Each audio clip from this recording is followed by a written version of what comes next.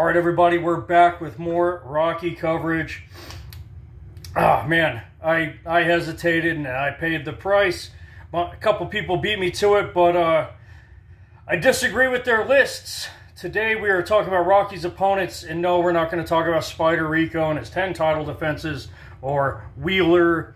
No, we're just talking about final opponents here. Those are really the only ones that matter in the series. Skip past all the huff and puff. Let's see. Random guys that Mr. T was knocking out in the beginning of the third one. Who gives a shh? Gotta watch my language. You know, they turned off comments on my last video for like an hour. I had to argue with them. Anyway, because of the cussing. Whatever. So, YouTube's weird.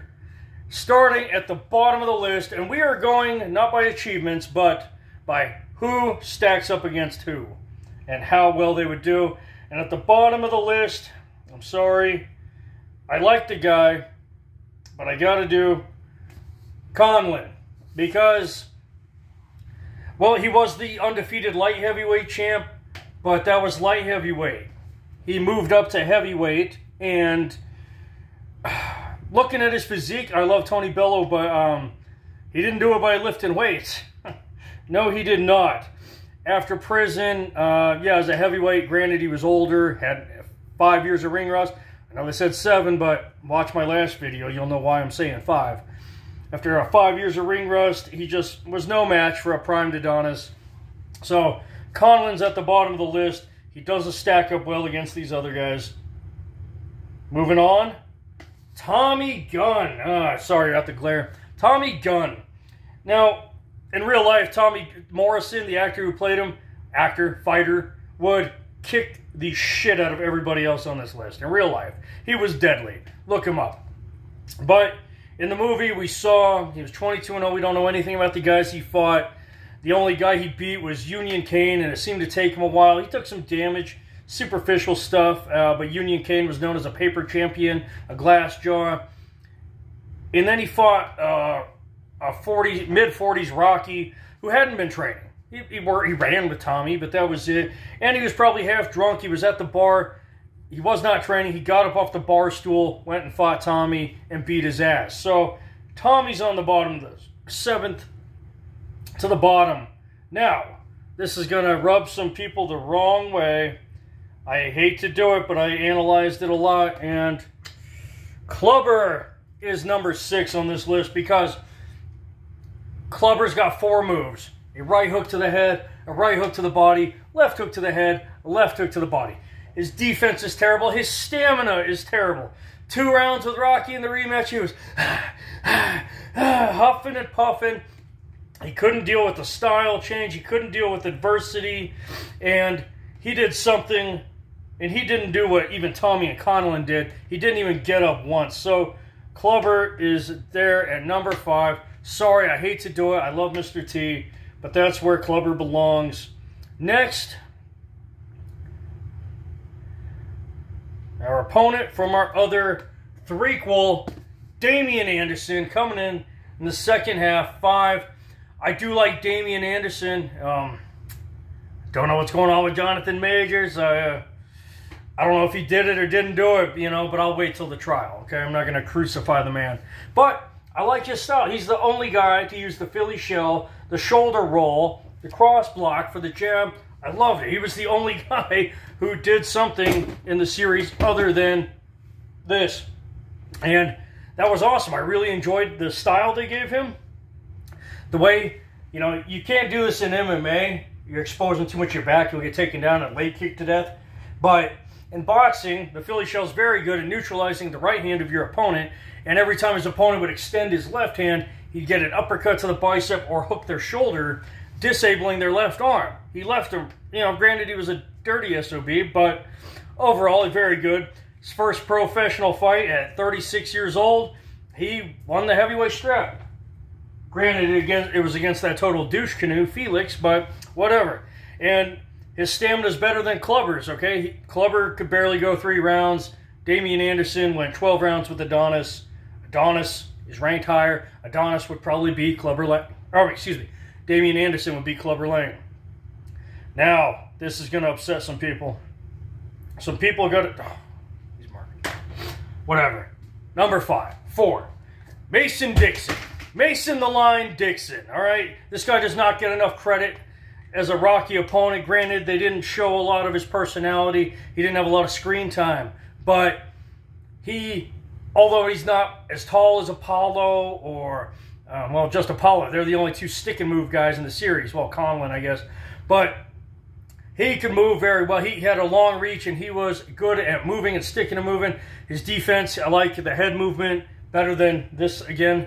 And you know what? You know, yeah, he fought the oldest Rocky we've seen, but that Rocky was in much better shape than the Rocky from Rocky 5, and probably the heaviest hitter. Rocky already hits like a sack of bricks, but he probably added 50% to his strength, which, granted, it's not a direct carryover, but yeah, he would have hit harder, okay? If Rocky with a 225 clean and jerk can knock you out, Rocky with a 315 clean and jerk can really knock you out a lot easier, okay? So it's probably the heaviest hitting Rocky we've ever seen. And don't forget, okay, the man broke his power hand. He's a southpaw. He broke the power hand. He would have finished Rocky in that second round, but he punched, I don't know, the elbow or the pelvis, broke his hand, and he continued 8 more rounds with a broken hand to beat Rocky and still knock him down again, just from jabbing and hooking off the jab. So, very tough man, very underrated in the series. Yes, I think he would outpoint Clubber. Hate to say it, but, you know, thought about it, had to move him up. Next, the baby Drago, Victor. Funny calling him a baby, but he's like Clubber. He's got 4 moves. Hook, hook, hook, hook. But he's so much larger, so much stronger, so much more powerful, and he has endurance to go round after round after round, and Clubber didn't. And he, unlike Clubber, he got up more than once. You know, well, no, Clubber didn't get up at all. So I think Victor's got more heart. He's hits harder than, he's same style as Clubber, but much larger, much more powerful, probably faster hands, more endurance, greater heart. Now, so this is like Miss America, right? You can't say who's number 2 without giving away who's number 1. But number 2, Daddy Drago. That's right. The biggest, most powerful of the bunch. Unlike his son, he actually had some skill. He could keep Rocky back with a jab. He had a cross. But his biggest victory was Apollo Creed. Apollo, do the math, I think he was 35 in the second one. So if you watch my other video, 83 instead of 85, that would still put Apollo at about 43 years old. And, you know, the first thing to go on a guy is your reflexes, the bounce in your step, the hand-eye coordination. These are the 3 things Apollo counted on most. They would have been faded. Apollo had 6 years of ring rust. So, 7 years of ring rust. So, you know, he didn't beat the toughest guy. And he fought the best Rocky. And, you know, he took him as far as he could go. But in the end, he lost. Didn't get up once. So, I got to go with Apollo. Because, look at this. I think Rocky from Rocky 2 is the second best Rocky of the series. We all agree, right, that Rocky from Rocky 4 is the best of the best version of Rocky, despite his age. I think Rocky from Rocky 2 is the second best, just slightly behind him. He's Rocky 2 Rocky is 95% of Rocky 4 Rocky. So pretty close. Pretty close. And a slightly better Rocky against a primed Ivan Drago, you know, gave him all he got, you know, or gave him all he could handle. Had Drago got up in that 15th round, Rocky was losing both those fights, but he finished him in the last round. Had that fight gone to a decision, it would have been pretty close. If you go back and watch the movie, Drago would have got the decision, but it would have been like 9 rounds to 6. Granted, the 9 rounds would have had knockdowns. It's a couple 10-8 rounds in there. Might even an 8-7 fight. Maybe, you know, 9, maybe 8 rounds to 6 and 1 10-10. There's probably 2 or 3 10-10 rounds in that fight. Okay, a slightly less tough version of Rocky from Rocky 2, 95%. Had he not finished Apollo in the final round, Apollo would have beaten him like 12 rounds to 3, maybe 13 rounds to 2. It was that one-sided. It was not a battle. It was Apollo beating his ass. Rocky didn't win his first round till round 8 when he finally, the body shots were starting to come. And that was an old Apollo. That was he. You know, people, I watched the other videos, I disagree, they say, well, Apollo said he was in the best shape.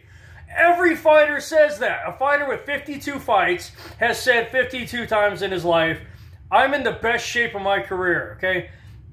John Jones, the UFC champ, says, I'm in the best shape of my life, because he can't say, well, actually, I've been getting hammered 5 nights a week at the club, going, 5 lines of blow every night, and I've only trained 6 times in the 12 weeks leading to this fight. He can't say that. So, of course, he always says, I'm in the best shape of my life. That means nothing. Nothing. Less than nothing. Okay? But that was, Apollo may have been in the best shape, but still, he was past his prime. That was a slower, more heavy, more flat-footed Apollo than we'd ever, than in his career, right? Before the Drago fight. So, say, oh, but Drago killed him again. Apollo's age was the factor, not Drago's power.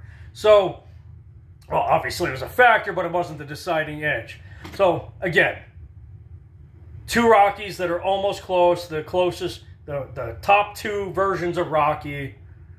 One of them would have lost a 9-round to 6 decision against Ivan. The other would have lost a 13-round to 2 decision. Because Apollo is just that much better. He is the king of sting, the Dane of pain, the Count of Monte Fisto, the master of disaster, the greatest of all time, Apollo Creed, #1. You can disagree. If you disagree, you're wrong. You're wrong. Well, put your comments below if you disagree. If you got a different order, I mean, I'll read it even though it's wrong. What I just told you is the irrefutable truth of the rankings of the top 8 opponents in the Rocky series. You know it. You know it. Put your biases aside. You know I'm right. But, you know, it's America, and you can be wrong all you want to. Stay tuned. I got one more video. We'll be ranking the Rocky movies as a whole.